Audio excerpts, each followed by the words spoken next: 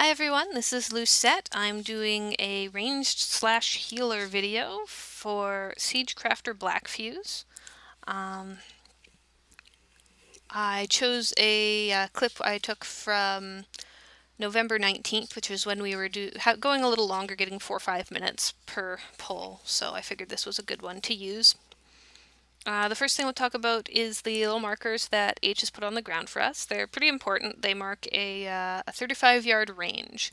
And why that's important is we need to keep the ads 35 yards away from the boss because he will heal them if they get within 35 yards of him. So that's important for us. That's one of the big things we need to keep an eye out for. The next thing, the big ad we have to deal with throughout most of the fight is shredders. They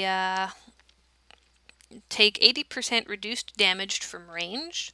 The only one who does a ton of damage to them throughout the fight will be the tank that's on them because they'll have a debuff on them that allows them to continue doing damage at a fairly normal rate.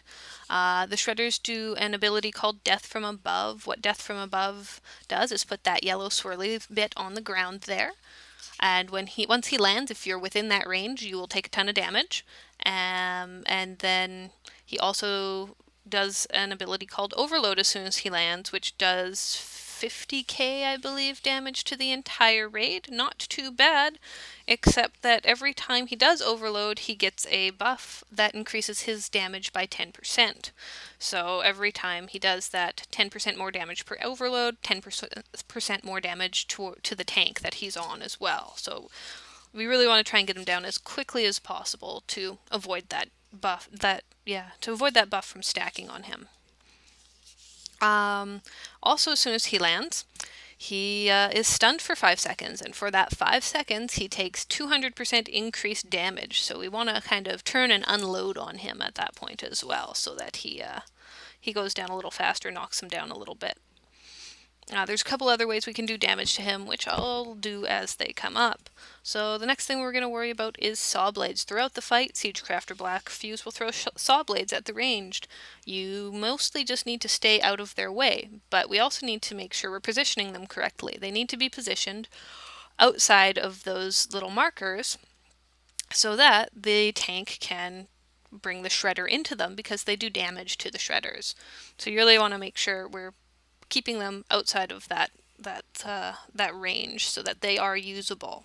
If you can get a couple of them right on top of each other or right next to each other, we can sometimes get the boss on 2 of them at once, which is handy as well.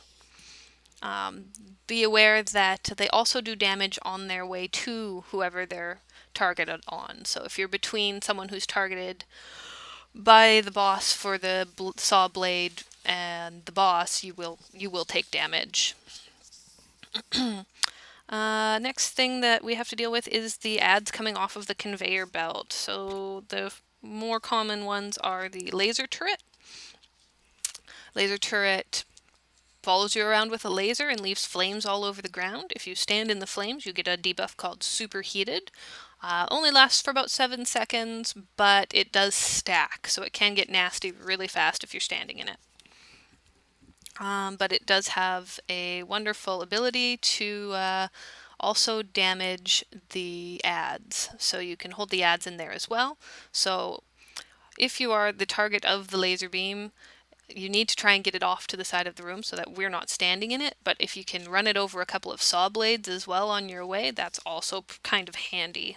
And we can help us get the ads down a little bit faster. Then we have the missile turrets. Missile turrets are pretty deadly. They're kind of like a World in Flames from Ragnaros. You just have to stay out of them. There's these really obvious red bands on the ground. If it's an active band, you'll see the tops of drill bits popping up through the ground and some fog, and you'll just have to stay out of it. Then we have the electromagnet, which pulls you to the back of the room, also pulls all the saw blades to the back of the room, don't get in their way. And the crawler mines, we want to try and snare and stun them as much as possible, because after a minute, they're no longer snareable or stunnable. And we want to just take them down as quickly as possible.